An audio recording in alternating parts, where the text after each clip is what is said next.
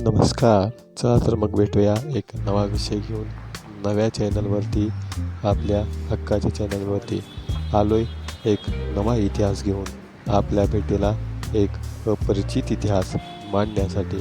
चला तर पाहूया महादजी शिंदे यांचा एक उज्ज्वल इतिहास. द ग्रेट मराठा म्हणून ज्यांना ब्रिटिश कालामध्ये संबोधलं जातं आणि ज्यांनी 1771च्या पानिपतच्या युद्धाचा वचपा काढला त्या महादजी शिंदे.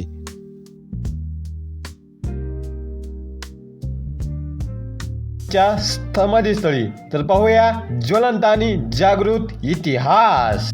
अखंड महाराष्ट्राचा राज्यदैवत छत्रपती शिवाजीराजे भोसले यांच्या या महाराष्ट्राच्या रणसंग्रामानंतर जर छत्रपती शिवाजी महाराजांनंतर छत्रपती संभाजी महाराजांनंतर त्यानंतर पेशव्यांनंतर जर ह्या महाराष्ट्राला कोणी सांभाळला असेल तर ते म्हणजे याच पुणे जहागिरीचे सरसेनापती सन्माननीय एका अशा ठिकाणी आज आलोय ज्या ठिकाणी 1730 ते 1793 देण्याचं कार्य ज्या महादजी शिंदे सेनापतींनी केलं अशाच्या महादजी शिंदे यांच्या समाधीस्थळी भेट देण्यासाठी पुण्यातील एक ऐतिहासिक आणि एक नयनरम्य ठिकाण, ज्या ठिकाणी एकदम स्वच्छ आणि सुंदर असं ठिकाण आपण पाहतोय.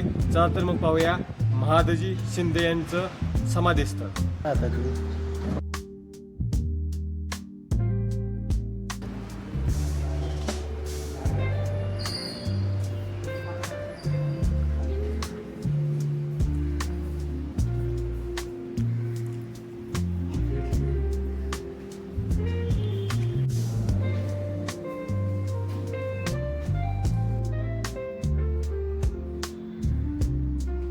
तर मित्रांनो, आता आपणच पाहिलं की हा राजस्थान शास्त्रातला म्हणजे पुण्यामध्ये आल्यानंतर जर राजस्थान वास्तुशास्त्र पाहिजे असेल तर महादेवजी शिंदे सरसेनापती यांच्या समाधीस्थळी भेट देणं हे खरंच एक नयनरम्य ठिकाण मानलं जाईल. आपण आताच एंट्री करून आतमध्ये आलो. हे आहे महादजी शिंदे यांचं समाधीस्थळ, ज्या ठिकाणी आणि त्यांच्या स्मरणार्थ या ठिकाणी या वास्तुशास्त्राची निर्मिती झाली. आपण जर समोर पाहिलं तर याच महादजी शिंदे यांची संपूर्ण वंशावळ त्यांचे फोटोज या ठिकाणी लावण्यात आलेले आहेत. त्याचबरोबर 2 मजली इमारत ही आपल्याला या ठिकाणी पाहायला मिळते. एकदम सुसज्ज आणि उत्कृष्ट असं वास्तुशास्त्राचा नमुना म्हणून आपण या महादजी शिंदे यांच्या समाधीस्थळी पाहू शकतो. त्याचबरोबर आता आपण जाऊया एक अशा ठिकाणी ज्यांचा काही ब्रिटिशकालीन वास्तुशास्त्र आहे आणि आपण आता मागे जाऊया जे पेशवेकालीन आहे, जे महादजी शिंदे यांनी स्वतः निर्माण केलं आहे त्यांच्या पूजेसाठी. ते म्हणजे आपल्या महादेवाच्या मंदिराकडे.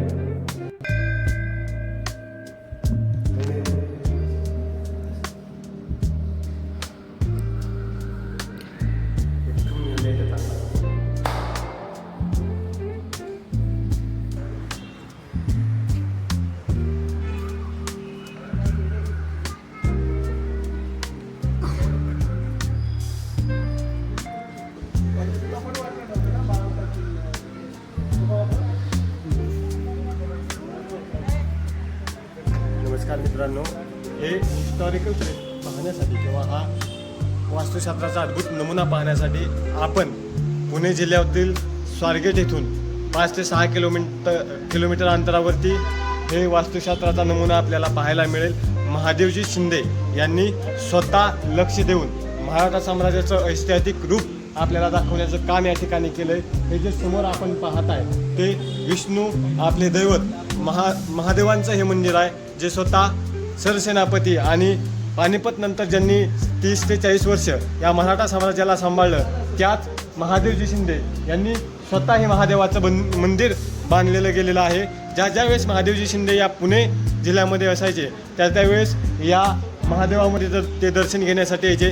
त्याचबरोबर त्यांनी आपला 1990 ते 1992 हा दीर्घकाळ या पुणे जिल्ह्यातील याच ठिकाणी काढला आणि त्यानंतर त्यांचा देहांत झाला आणि त्यांच्या पश्चात त्यांचे पुत्र.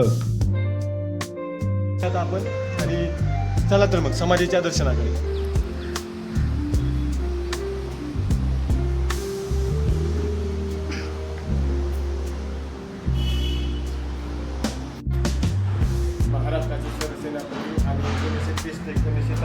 आणि 1730 ते 1792 एवढा काळ साम्राज्य सांभाळलं. त्याच महादजी शिंदे यांच्या समाधीस्थळी आपण आलेलो आहे. हीच ती महादजी शिंदे यांची समाधी. आपण पाहिलं तर समोर त्यांचा देहांत झाल्यानंतरची समोरची ती मूर्ती आहे ती महादजी शिंदेची आहे. आणि त्याचबरोबर त्याच्या मागं एक अश्व आपल्याला दिसतोय, जो अश्व दगडी मूर्तीमध्ये बांधला गेलेला आहे. ते विजयाचं प्रतीक म्हणून या ठिकाणी पाहिलं गेलेलं आहे. या सुंदर अशा स्थळाला भेट देण्यासाठी आपण इथे 20 रुपयाचं तिकीट काढायचं आहे. आणि 20 रुपयाचं तिकीट काढल्यानंतर आपण हा महाराष्ट्रातील हिस्टॉरिकल पार्ट, परंतु बऱ्याच अंशी दुर्लक्षित झालेला पार्ट आपण पाहू शकता. धन्यवाद. जय हिंद, जय महाराष्ट्र.